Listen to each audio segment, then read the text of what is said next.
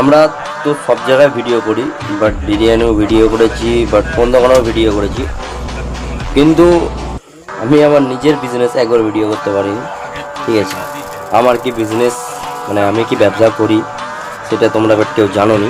ঠিক আছে, ঠিক আছে, আমি কি ব্যবসা করি তোমাদের দেখাচ্ছি, ভিডিওটা দেখবে। ঠিক আছে, কেউ ক্লিপ করবে না।